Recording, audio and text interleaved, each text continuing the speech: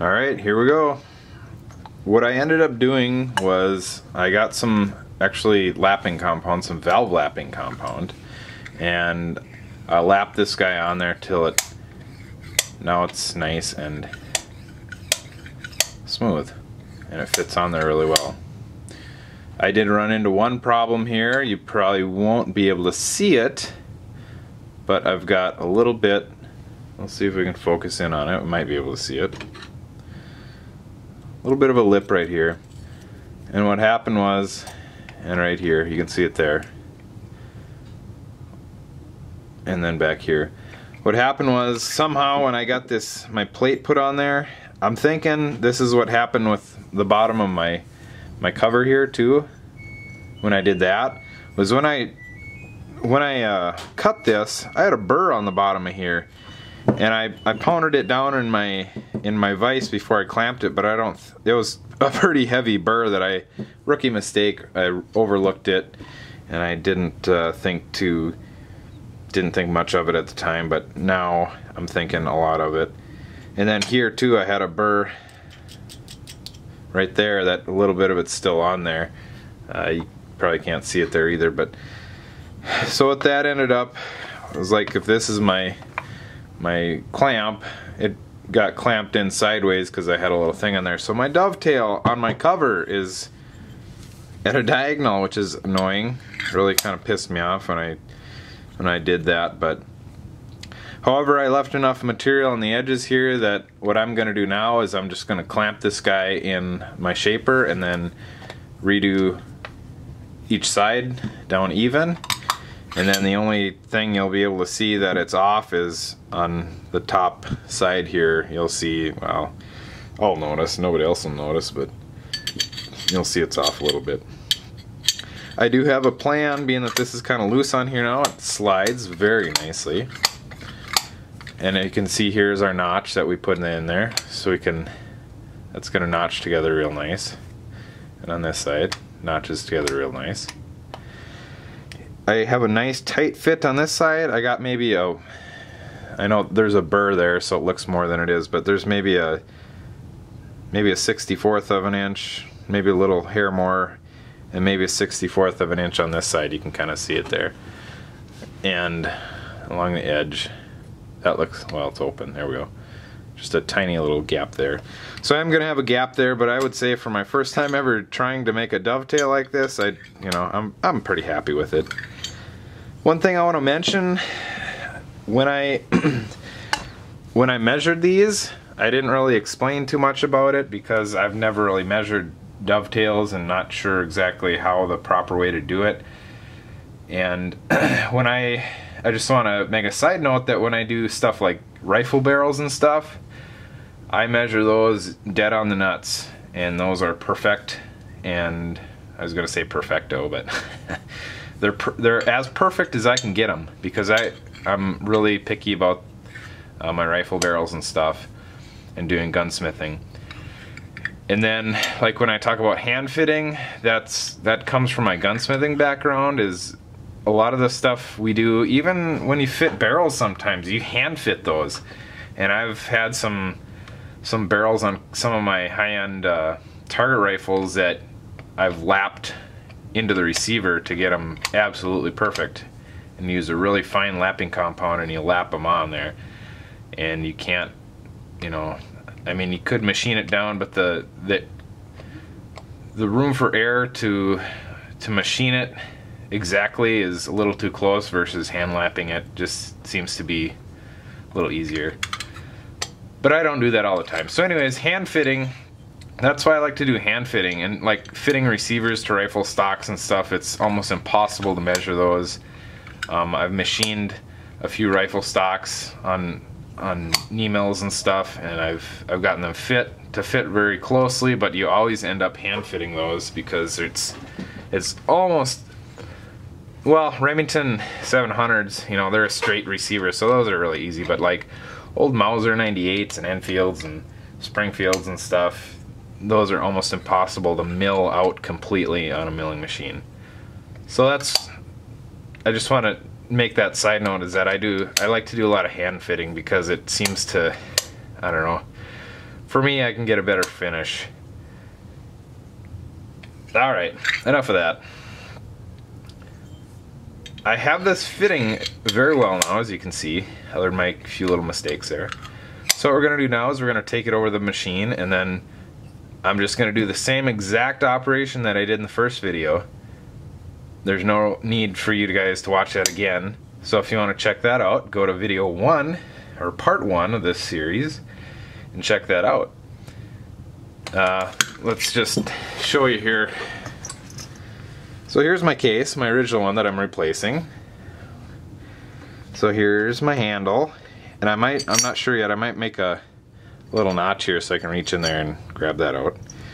There's my razor head, and then here's just a random blades. So there, that's the whole point of this, is that right there. And then my stud here on my head sticks up a little high, so I gotta machine some more out of here, but that's the basic gist of it, what I'm trying to accomplish with this whole thing. See, I kind of have a hard time getting it out of there, so like I said, we might notch it, but I can always do that later too if I want. Alright, next step.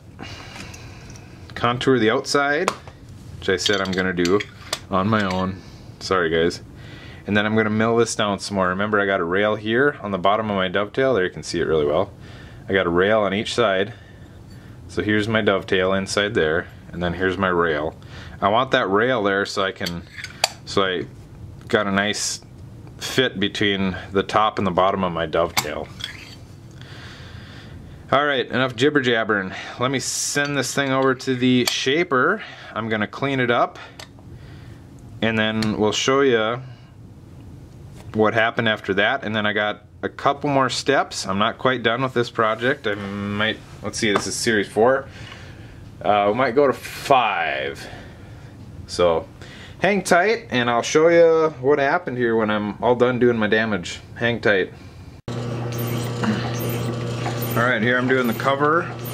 So I've done all 4 sides, and I'm doing the top now, and I think I'll probably end up doing the bottom just for the hell of it.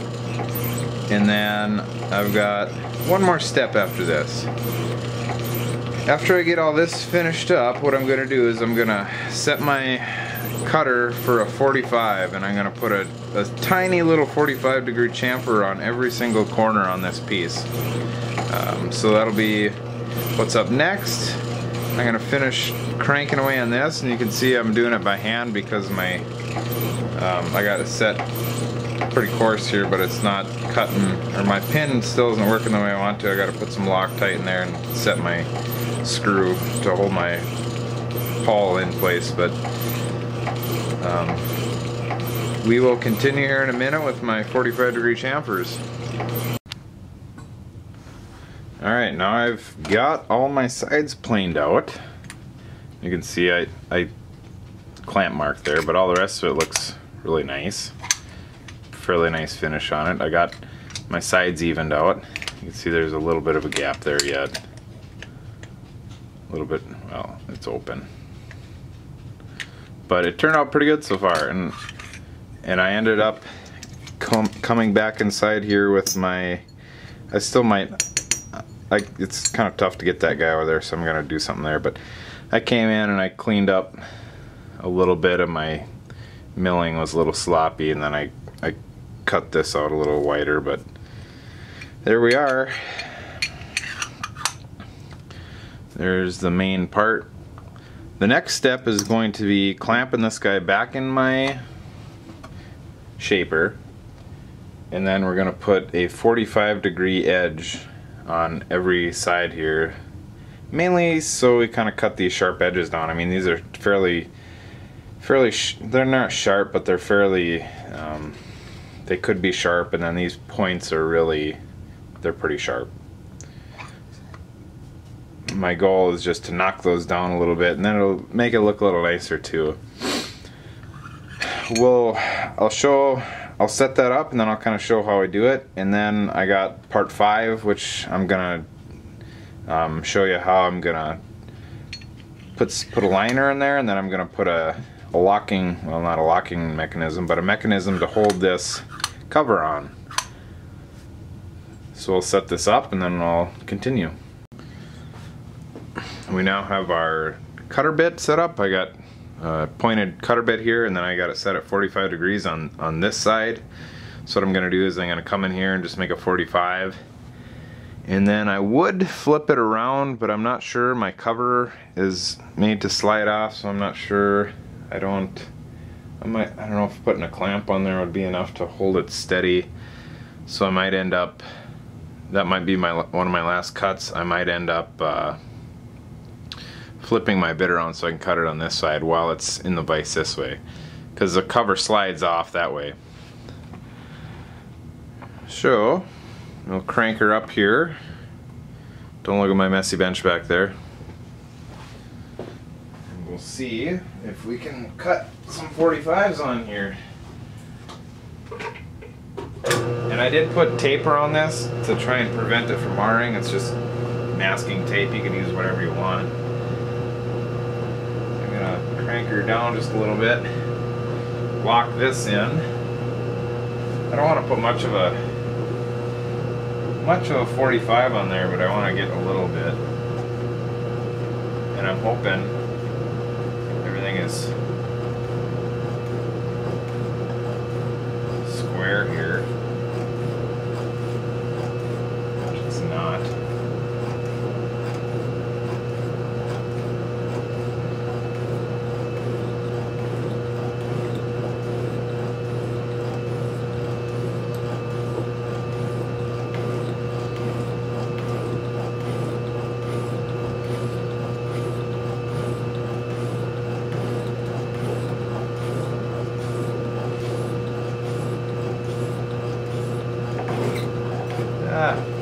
There it is, screwed up big time.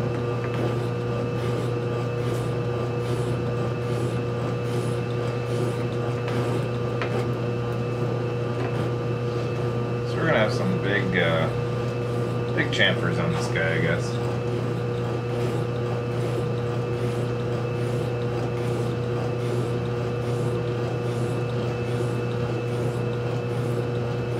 That's looking pretty good. I'm just going to let it run in place there for a second. And then all I'll do is I'll spin this thing around and I'll flip it side to side, and I'll just keep cutting on this side. So I'm going to stop it here.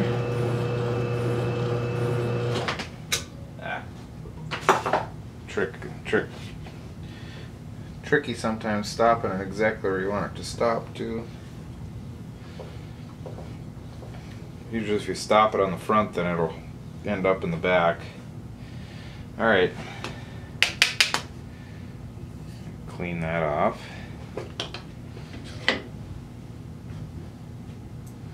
Take a look. I don't know if you can see there, but we got a 45 on there.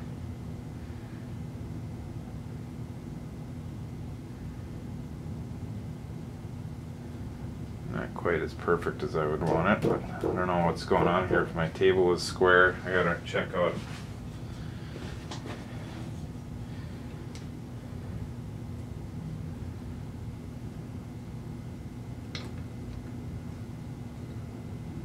My table is square, so I'm not sure what's going on. I might have a variation in my piece here, but my bevel is off just a tiny little bit.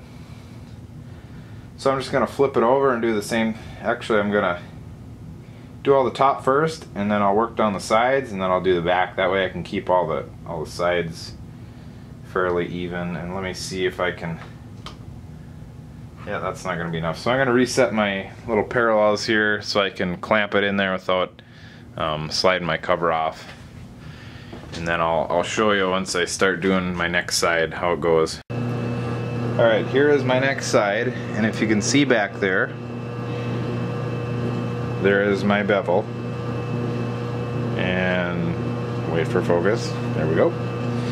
So now I'm just going to feed in ever so slowly. And hope my cover doesn't move here, and I'll make sure my cover is.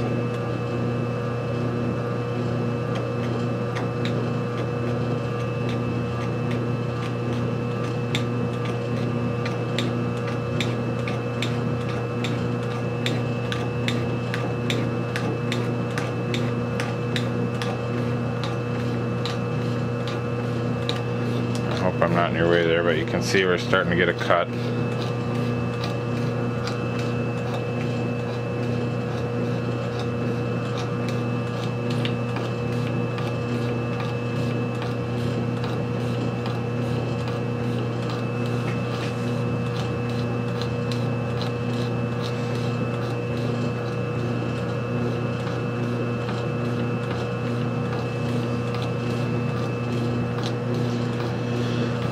Let it run here for a second, kind of smooth itself out, and then I'll shut it off.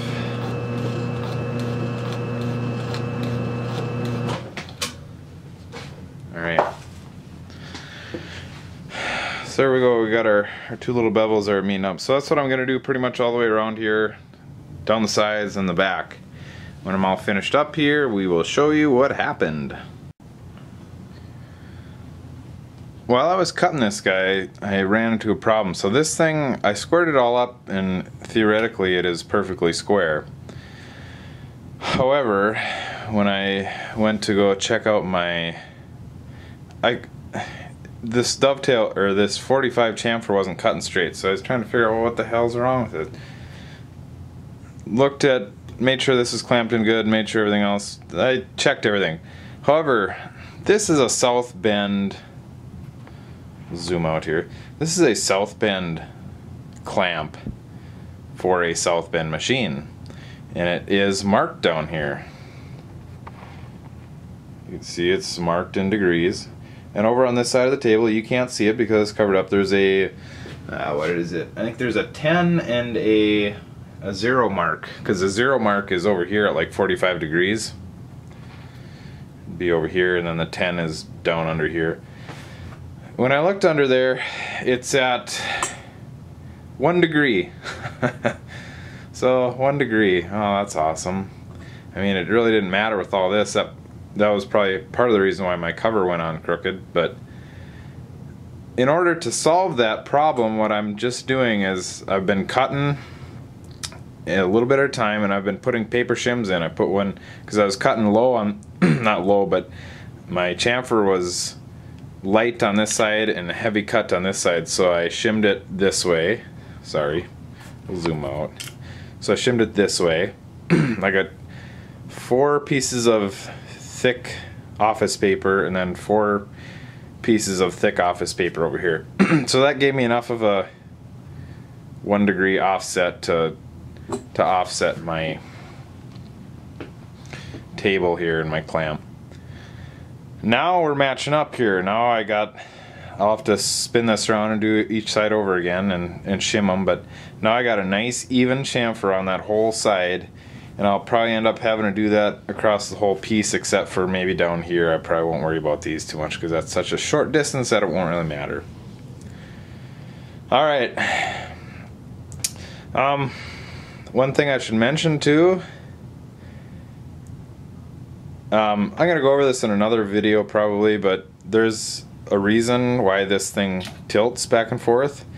If you have it tilting the wrong way, it will not cut properly on edges and corners and dovetails especially. So I'll make another video and I'll show you guys what that's all about, and I'll probably show you some other stuff on this machine too, because it's been a learning process for me, but I've learned quite a bit here on this machine in the past few days. I've probably run this thing for, gosh, I've probably been working on this thing for 20 hours now. It's very time consuming. I will finish this up and then we will show you all my nice beautiful chamfers when I'm done here. Here we are, very last cut. When you're cutting 45s like this, once you get to this point, the goal here is to not get your fingers in the way. And then if you watch this corner here, we should end up with a little arrow on our chamfer. So we'll start cutting here and I'll show you. Make sure you're zoomed in and hopefully you can see.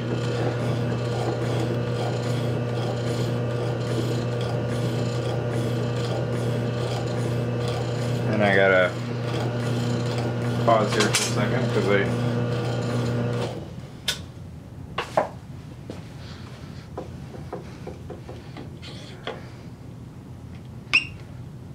Need more shim.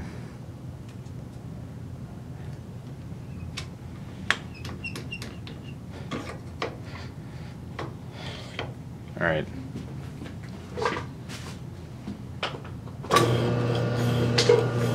All right, that's looking a little better.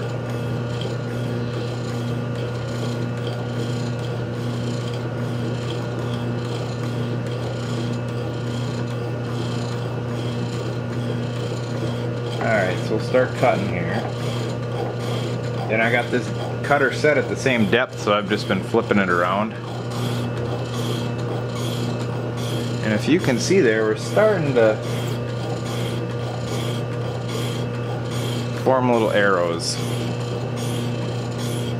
You probably can't see it too well, but once I'll cut this, being that this is my last cut, and we're trying to get everything nice and even here. It's not going to be perfectly, but it's pretty damn close. For me never doing this.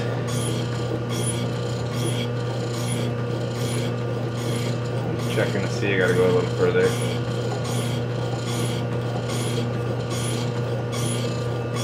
I'm happy with that.